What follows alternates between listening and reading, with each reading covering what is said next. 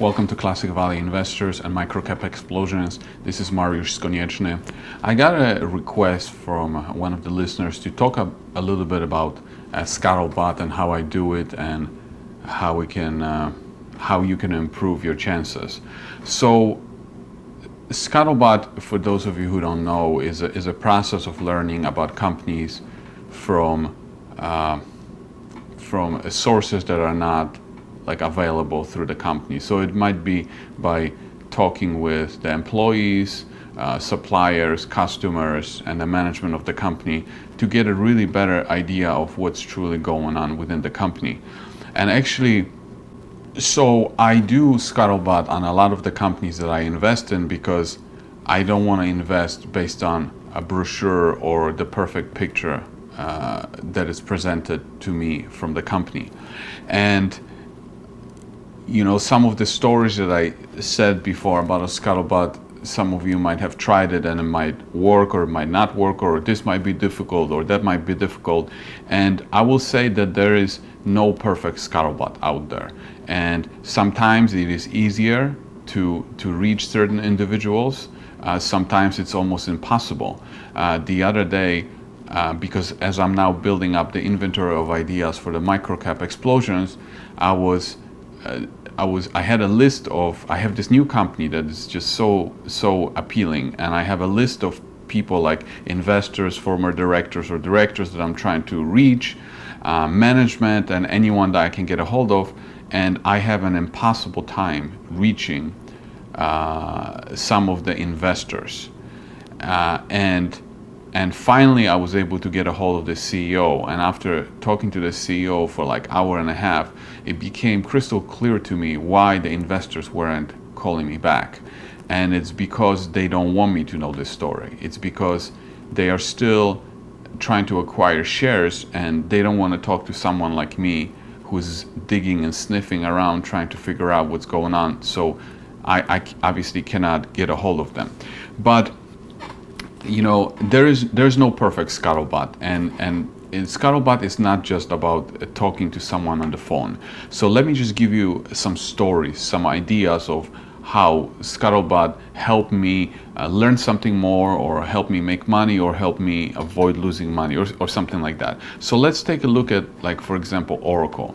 If you know I've been following Oracle, you know that I know a lot about the company. And I was like the authority when it comes to understanding the legals, when the legals were still in the process.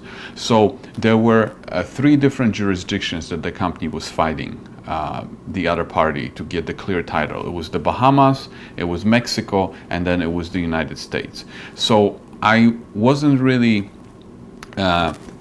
too focused on the Bahamas, because by the time I got involved, the Bahamas situation was already resolved, and then there was Mexico, and then there was the United States. And Mexico, I couldn't really do much because I didn't speak the language and I didn't understand the system, but I was focusing on the US because there was this situation where the entity that was causing problems. So it was Oracle, and then there was this entity called Aztec Copper. And Aztec Copper was an entity from Arizona, so in the United States, that was did something fraudulent. And if you read my analysis on the legals, you know exactly what I'm talking about. But it was this entity that was causing the problems. And the reason why I was 100% sure that the legals were gonna be won was because that entity, as the Copper, actually Oracle, there was 42 million shares of Aztec Copper, and Oracle ended up acquiring 40 million shares of Aztec Copper. So in other words, Oracle owned the entity that was causing the problems, and the lawsuit in the United States, it was all about Oracle getting control of those 40 million shares and taking over Aztec Copper and just completely eliminating it. So even if the thing that they were trying to do in Mexico weren't going to work, that lawsuit alone was going to eliminate everything. It was like an insurance policy. So what was interesting about that lawsuit is that I was able to, you can say Scuttlebutt, I was able to go directly to the courthouse and this lawsuit had like three separate lawsuits going at the same time. So once I had the case numbers, on a daily basis, I had 3 tabs opened, and I was following those 3 cases. And when there was like a paperwork or something new that was updated, it would update on the website, and no one was following it except me. So that was my Scuttlebutt, even though I wasn't necessarily talking with any people. But if there was a new document that was filed on the website, I saw it right away. So then I would pick up the phone, I would call the courthouse, and I would immediately order that document, because the document wasn't published on the website. It was just there was a notice that something new was filed, but I didn't know what it was. And I would call the courthouse, and I would immediately order the document, and it was like 50 cents per page. And at that time, before they changed the rule, I was able to just get on the phone, give them my credit card information. It was like, $2 to $3 depending on the number of pages, and I would get those documents like within minutes. So I knew what was going on with this lawsuit, like minute to minute. I was on it. I knew about it faster than the actual lawyers, because Oracle's lawyer, they hired lawyers in Arizona. So in order for Oracle to know what was happening with Arizona, they had to wait for the lawyer from Arizona to send the documents to them. And I didn't even have to know that, because I went directly to the courthouse. I knew about what was going on with the lawsuit before even Oracle or any Oracle's management knew about what was going on in their own lawsuit. So a lot of times when I found something out, I would be the one that would be telling Oracle what's going on with their lawsuit in Arizona. And while I was following these documents, I was, at some point, I was even on the phone with the judge trying to understand what was going on. So like I had 100% conviction, because I could see these documents. They were telling me exactly what the judge said when, and even when they had like a hearing, I was able to order the documents about the actual hearing. Was like a videotape that they sent me. So I could see that they were absolutely losing every single argument that they were trying to get in front of the judge. They were saying like, those 40 million shares that Oracle owns, they don't exist anymore and all that. And the judge was just like, you're full of shit. You can't prove that they don't exist. So they just couldn't get anywhere. So I knew that it was just a matter of time before Oracle was able to get control over Aztec Copper through Arizona and throw everything out. And then I knew that it was 100% in the bag. And that's why I was so confident about it, because of my work and because of following this. So that's just one example of how Scuttlebutt can help you get conviction. And that's when you can put a lot of money behind an idea, because and no one else is following it.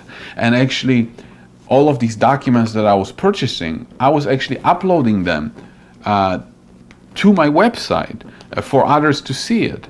And in the description below, you can actually see all of the link in the description below. You can see all of those documents that I uploaded before, and even the videos. And you can, like, if you're interested, you can even look at it and look at it, and it will give you an idea of why I had such high conviction. So Oracle is like one of the examples of how Scuttlebutt, how I did it and how it helped me get conviction. Obviously, if you watched my other videos on Mitcham Industries, I did a lot of work on that, because it's a little riskier situation, and we don't really have good financials right now, and so you have to dig in the story. And it wasn't too hard to do Scuttlebutt on Mitcham. It was quite easy to get the people on the phone, really understand the industry and how it works. Another example that I want to show you how Scuttlebutt really helped me, and it was around 2015. I don't know if you've been around, but there's this company called Lumber Liquidators, and they sell hardwood floor, right, to people. And in 2015, this guy Whitney Tilson, and very known value investor, was I think he was on 60 Minutes or something, but he was just trying to make a case that Lumber Liquidators is going to zero, because and he was writing all these articles and promoting this. He was short, obviously, and back then it was like they had this problem with formaldehyde, that the formaldehyde in the products was gonna give people cancer, kill everybody, and people were not gonna stop buy hardwood from them, and that the company's stock is gonna go to zero. And when this whole thing came out, obviously the stock price, I think it went from like, almost like $100 to, and I don't know if he shorted it at 100, but it was like, you can see the chart that it went down a lot, and when I looked at it, it was like at $10 or $11 per share. And I mean, everybody was talking about it. Everybody was like, oh yeah, it's a good short, blah, blah, blah, formaldehyde. And I read it and I'm like, okay, I don't really short stocks, but I wanted to know if the story that they were telling me had any legs, and I was actually interested in the long side. So all I did was literally pick up the phone and called, like, I don't remember what it was, but it was like members of some kind of association when it comes to hardwood floors. And I made like 30 phone calls, okay? Just random phone calls, didn't have any agenda or anything. And I just wanted to talk about lumber liquidators and formaldehyde, right? Because, Whitney Tilson, the great value investor or great promoter, said formaldehyde was a problem. And then after about 5 phone calls, I realized he was just completely full of shit. I mean, these people were like, yeah, formaldehyde, yeah, it's there, but it's really not a problem. It's, when you open the windows, it evaporates, and it's present in a lot of different products, not just lumber liquidators. So that was just an example. And then, bought the stock in like 2015, and then it was like an easy triple from there. And based on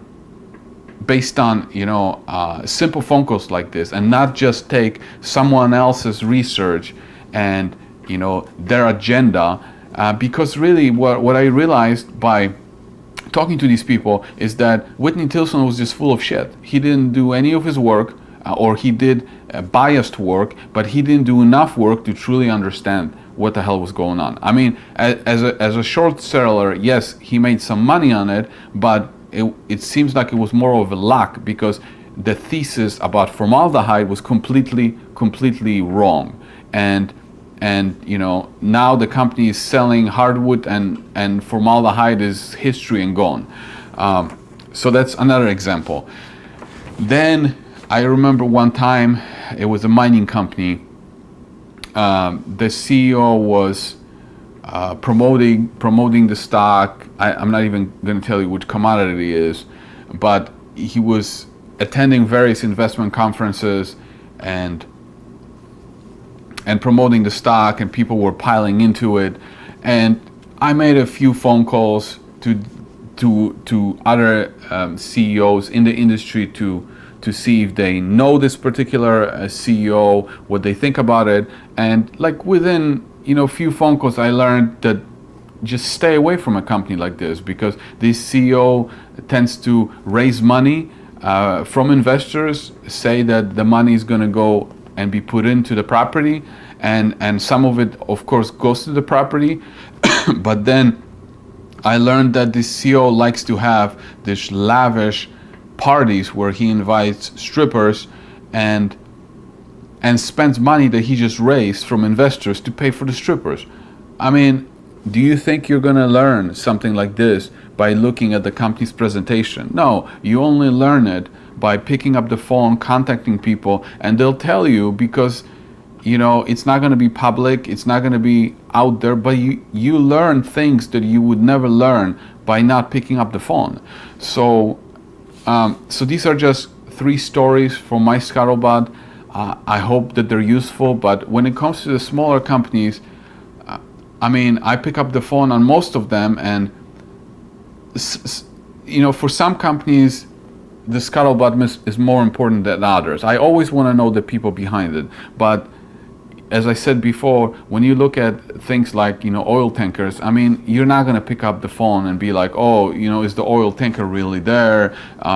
Because it's the story is obvious, but when it comes to some of the smaller companies, you want to know the dynamic about what's going on. And another example that I just did finally, when I got a hold of the CEO of this company that I was trying to get a hold of, and then I talked to one of the directors.